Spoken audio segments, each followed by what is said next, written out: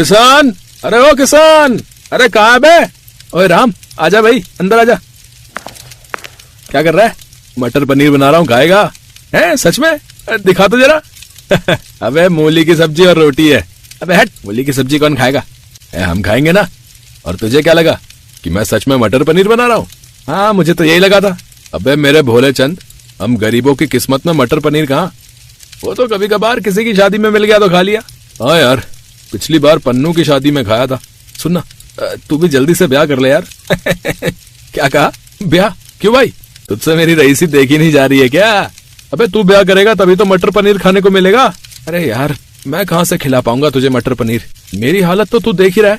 ले देकर बाबा का एक ही छोटा सा खेत तो है, बस उसी से काम चल रहा है। शादी करके क्या सुख दे पाऊंगा मैं किसी लड़की को? ये कहते हुए किशन अपनी टूटी फूटी झोपड़ी की तरफ देखने लगा। कोई नहीं भाई, तो देखना, कभी तो अपने भी दिन फिरेंगे। अच्छा, और अमीर बनकर क्या करेगा तू? भाई मटर पनीर की लाइन लगा दूंगा।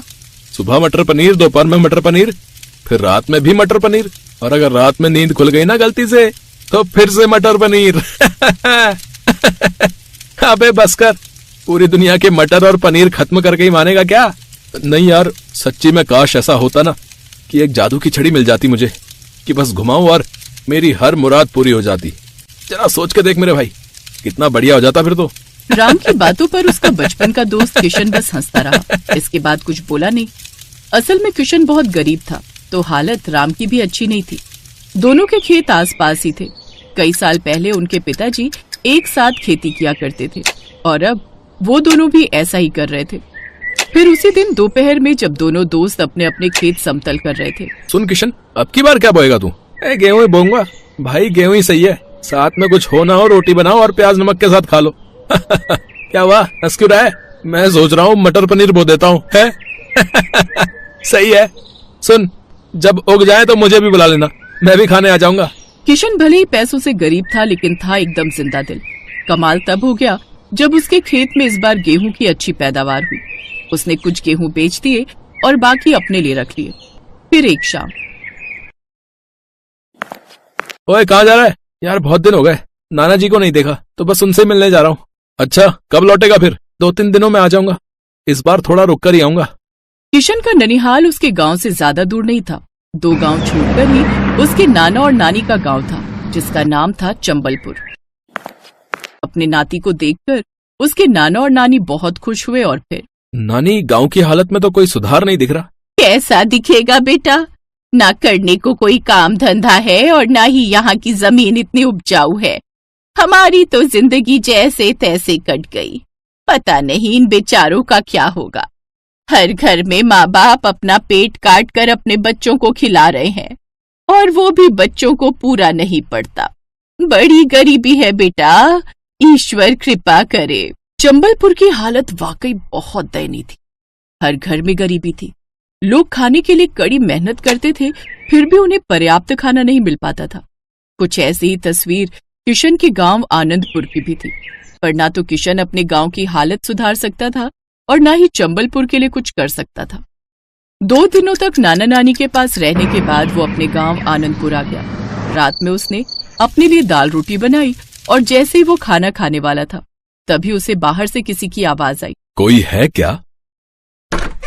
प्रणाम बाबा। खुश रहो बच्चा, मैं कई दिनों से भूखा हूँ। पेट में अन्न का दाना भी नहीं गया, कुछ खाने को मिलेगा? हाँ हाँ बाबा, आइए ना, आप यहाँ बैठिए। किशन ने झट से साधु के लिए दरी बिछाई और फिर थोड़ी ही देर में किशन साधु के लिए वो दाल रोटी लेकर आ गया जो उसने अपने लिए बनाई थी। साथ में उसने प्याज भी रख दिया। साधु ने बड़े चाव से खाना खाया और जब उनकी भूख खत्म हो गई। बच्चे, भगवान तुम्हारा भला करे, तुमने एक भूखे साधु को खाना खिलाया है। वैसे नाम क्या है तुम्हारा? जी किशन नाम है मेरा। बेटा किशन, तुम्हारे लिए तो भोजन रखा है ना? हाँ बाबा, आप मेरी चिंता ना करें, मैं अपने लिए दोबारा बना लूंगा। किशन की बात सुनकर साधु बहुत खुश हुए। उन्होंने किशन के सिर पर हाथ रखकर कहा, तुम बहुत अच्छे लड़के हो, मैं तुमसे बहुत खुश हूँ। बेटा, मैं तुम्हें कुछ देना चाहता हूँ। नहीं बाबा, मैं खुश हूँ, मुझे कुछ नहीं चाहिए। किशन ने हाथ जोड़कर साधु से कहा, लेकिन तभी साधु मुस्कुराए और उन्होंने एक मंत्र पढ़ा और अगले ही पल एक बड़ी सी कढ़ाई उनके सामने थी। ये लो बच्चे, ये कढ़ाई आज से तुम्हारी है। नहीं बाबा, मुझे इतनी बड़ी कढ़ाई की जरूरत नहीं है, मैं तो अकेला रहता हूं, मैं क्या करूंगा इसका। बच्चा, ये कोई ऐसी वैसी कढ़ाई नहीं है, मेरा मंत्र प्रसाद है। इसमें तुम सिर्फ पानी डाल देना और फिर जो चाहोगे वो पकवान इसमें बनकर तैयार हो जाएगा। इस कढ़ाई की वजह से तुम्हारी पूरी रसोई जादुई बन जाएगी और उस जादुई रसोई से तुम कभी किसी को भूखा नहीं लौटने दोगे। ये मेरा अटल विश्वास है तुम पर। साधु की बात सुनकर किशन की आंखें खुली की खुली रह गई। उसने फौरन साधु को प्रणाम किया और फिर बाबा एक बात कहूं? बोलो बच्चा। मुझे ऐसी ही एक और जादुई रसोई चाहिए। लालच करना अच्छी बात नहीं है बच्चा। नहीं नहीं बाबा, इस कढ़ाई से मैं आनंदपुर के लोगों को खाना खिलाऊंगा और दूसरी रसोई मैं चंबलपुर में बनाऊंगा। वो मेरे नाना नानी का गांव है, वहां बहुत गरीबी और भुखमरी है। ठीक है बच्चा, जैसा तुम चाहो, बस याद रखना चाहे जो हो जाए कभी लालच नहीं करना। इतना कहकर साधु वहां से चले गए। उनके जाते ही किशन के आंगन में अब एक और कढ़ाई थी। किशन झट से दोनों कढ़ाइयों को अपनी रसोई में लेकर गया। वहां कढ़ाई रखते ही उसकी रसोई जादुई हो गई। रसोई की हर चीज चमक रही थी। किशन ने झट से एक कढ़ाई में पानी डाला और ऐसा करते ही जादुई रसोई ने कमाल दिखाना शुरू कर दिया। उसने पहली बार उस कढ़ाई से मटर पनीर बनाया और फिर उसने राम को भी बुला लिया। राम, मेरी बात ध्यान से सुन। मेरे पास ये 2 कढ़ाई हैं, मैं इनमें से एक को यहां रखूंगा। तू कल से इसमें खूब सारा खाना बनाना और लोगों को खिलाना, और दूसरी कढ़ाई से मैं अपनी नानी की रसोई को जादुई बना दूंगा और फिर मैं वहां के गरीबों को भी मुफ्त में खाना खिलाऊंगा। ठीक है भाई, पर तू यहां आता तो रहेगा ना? हाँ, मैं हर 2 दिन में आता रहूंगा।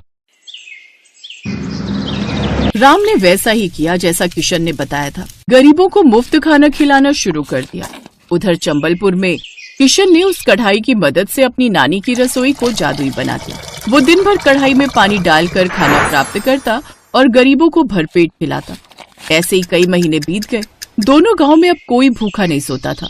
फिर एक दिन किशन अपने गांव आनंदपुर आया तो उसने देखा पूरा गांव बाढ़ में डूबा पड़ा था। ये देखकर किशन बहुत घबरा गया। हे भगवान, ये क्या कर दिया? ये किस बात की सजा दी है आपने मेरे गांव को? किशन का इतना कहना था कि तभी उसके बगल में वही साधु प्रकट हुए। ये लोग अपनी करनी खुद भुगत रहे हैं। बाबा आप? लेकिन इन्होंने क्या किया? तुम्हारे दोस्त के मन में लालच आ गया था। वो जादुई रसोई से खाना बनाकर बेचने लगा, वो भी बहुत महंगे दामों पर। और जब गांव वालों को इस जादुई कढ़ाई के बारे में पता चला तो वो सब भी इसे छीनने और लूटने में लग गए।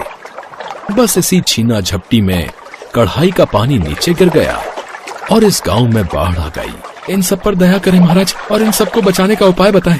इन सबको माफी मांगनी होगी। हाँ, हम सब माफी मांगते हैं, माफ कर दीजिए साधु महाराज। ठीक है, मैं इस गांव को पहले की तरह कर देता हूँ।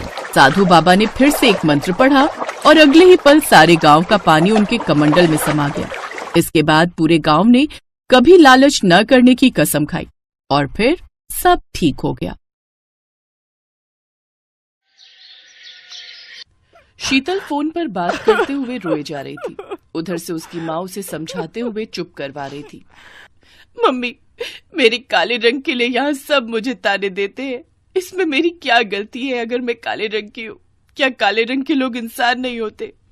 अब तो बहुत मन खराब होता है मम्मी। मुझे आपकी बहुत याद आ रही है, मैं बहुत परेशान हूँ। रो मत बेटी, सब ठीक हो जाएगा। एक दिन तेरे ससुराल वालों को तेरी अच्छाई का एहसास जरूर होगा। शीतल फोन रख देती है और कमरे से बाहर आकर रसोई के कामों में लग जाती है। मम्मी जी, रसोई में मसाले खत्म हो गए हैं। आपके घुटनों में दर्द है और मैं जा नहीं सकती, मैंने मशीन लगाई है, कपड़े धोने लगी हूँ। अरे तो ये शीतल क्या कर रही है? इसे भेज दे मसाले लेने के लिए। वैसे भी इसकी काली शक्ल देख देख कर दिमाग और खराब होता है। थोड़ी देर घर से बाहर रहेगी तो घर में उजाला रहेगा। शीतल, जाओ बाजार से रसोई के सारे मसाले खरीद लाओ। एक भी मसाला छूटना नहीं चाहिए। मैंने लिस्ट में सारे मसाले लिख दिए हैं। जी भाभी, मैं ले आती हूँ। हमारी ही किस्मत फूटी थी जो ऐसी काली बहू मिली। कोई ऐसा मसाला भी ढूंढ लाना जिसे खाने से तेरा रंग गोरा हो जाए।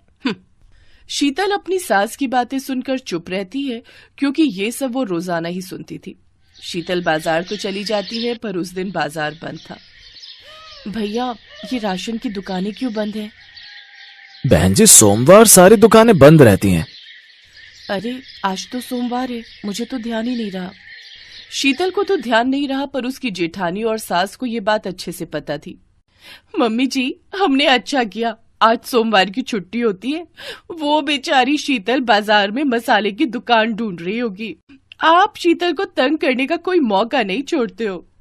छोड़ना भी नहीं है, मैं तो सच में उससे बहुत नफरत करती हूँ। घूमती रहने दो धूप में बाजार में, जब खाली हाथ लौट कर आएगी तो अच्छे से सुना देंगे। शीतल बहुत परेशान थी। बाजार में मसाले की कोई भी दुकान नहीं खुली थी। शीतल घूमती रही। दोपहर में धूप बहुत तेज हो गई थी। शीतल को बहुत प्यास भी लगी थी। वो एक दुकान से पानी खरीदने जाने लगी तो उसने सड़क के किनारे एक बूढ़ी औरत को बेहोश देखा। हे भगवान, ये कौन है?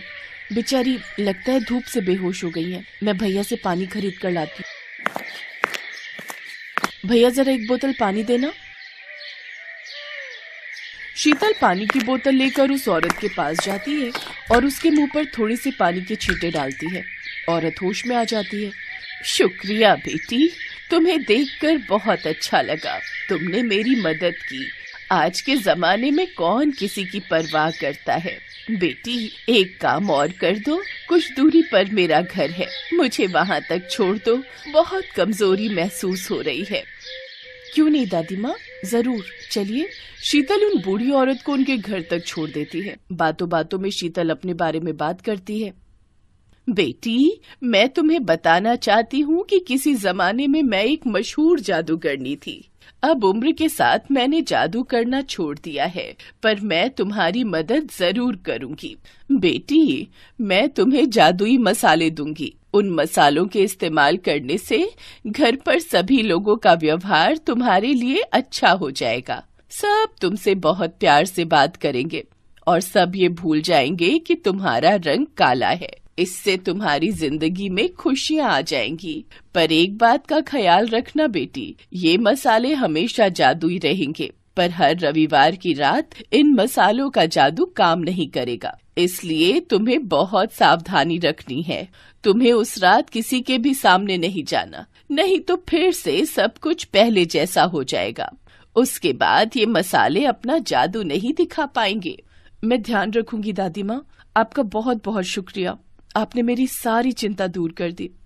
शीतल वो जादुई मसाले लेकर घर आ जाती है। मसाले इतने सुगंधित थे कि उसकी सास और जेठानी कुछ बोल ही नहीं पाए। उस दिन सब्जी में वही मसाले इस्तेमाल हुए और जादुई मसालों ने अपना काम करना शुरू कर दिया। वाह, क्या सब्जी बनाई है शीतल बहू। चलो अब तुम भी बैठकर खा लो। सुबह से काम में लगी हुई थी। सारे सामान भी खरीद कर लाई हो घर के लिए। हाँ, बाकी की रोटियां मैं बना लेती हूँ। तुम भी बैठो और सबके साथ खाओ। शीतल हैरान रह गई। जादुई मसाले के जादू की वजह से उसकी सास और जेठानी उससे खूब प्यार से बात करने लगी। 3-4 दिन तक ऐसे ही रहा, पर जब संडे आया तो शीतल को चिंता हो गई। आज तो संडे है, आज रात मुझे बहुत ध्यान देना है। ऐसा ना हो कि किसी को पता चल जाए। मैं कमरे में ही रहूंगी। शीतल, मैं और बड़े भैया रात को शादी में जा रहे हैं। हम सुबह तक लौटेंगे, तो माँ का ख्याल रखना। हाँ, आप चिंता मत करो। चलो अच्छा है, आज रात ये और भैया शादी में जा रहे हैं। मैं चुप करके सो जाऊंगी, किसी को पता नहीं चलेगा और कल सब कुछ फिर से ठीक हो जाएगा। शीतल को तसल्ली थी कि रवि और उसके जेठ दोनों शादी में चले गए हैं। शीतल ने सोचा वो अपने कमरे की कुंडी लगाकर सो जाएगी ताकि रविवार की रात आराम से निकल जाए। पर अचानक शीतल की सास अपने कमरे में से आवाज लगाने लगी। कविता बहू, जल्दी आओ, मेरी सांस घुट रही है। सास की आवाज शीतल ने भी सुन ली थी। वो भी जेठानी के साथ अपनी सास के कमरे में जाती है। सास की तबीयत बहुत ज्यादा खराब हो चुकी थी। शीतल को याद ही नहीं रहा कि मसालों का असर खत्म हो चुका है। मम्मी जी, चिंता मत करो, हम आपको अभी डॉक्टर के पास ले चलते हैं। ये लो, कर लो बात। जैसी शक्ल वैसी अकल। अरे इतनी रात में कोई ऑटो रिक्शा नहीं मिलेगा, ना ही कोई गाड़ी मिलेगी। भाभी, कार तो घर पर खड़ी है ना, हम अपनी कार से ले चलते हैं। हमें कार चलानी थोड़ी आती है। ये दोनों भाई भी घर पर नहीं है। भाभी, मुझे ड्राइविंग आती है, आप टेंशन मत लो। चलिए मम्मी जी, मैं आपको डॉक्टर के पास ले चलती हूँ। शीतल ने बिना देर किए अपनी सास को कार में लिटाया और कार चलाकर अस्पताल ले गई। समय पर इलाज मिलने से सास की तबीयत में सुधार हो गया। पर ये क्या, मसालों का असर तो हट चुका था, फिर भी सास आज अपनी बहू शीतल की तारीफ कर रही थी। मुझे माफ कर दो बहू, मैंने हमेशा तुम्हारे काले रंग का मजाक उड़ाया, पर तुम तो सर्वगुण संपन्न हो। ये बात मुझे कल पता चल गई कि तुम हमारे लिए कितना सोचती हो। हम तुम्हें कितने ताने देते हैं, फिर भी तुम हमारी भलाई देखती हो। कविता, अपनी देवरानी से अब गलत बात मत करना। शीतल बहुत अच्छी है। हाँ मम्मी जी, अब नहीं करेंगे। शीतल, आई एम सॉरी, अब हम तुम्हारे काले रंग के लिए तुम्हें कभी ताना नहीं देंगे। शीतल खुश थी कि भले ही जादुई मसालों का असर खत्म हो गया, पर मुसीबत के समय अपनों के काम आकर शीतल ने सबका दिल जीत लिया। हेलो दोस्तों, कैसे हैं आप सब? हमारी कहानियाँ देखने के लिए हमारे चैनल को सब्सक्राइब कीजिए और हाँ, बेल आइकॉन पर क्लिक करना मत भूलिएगा।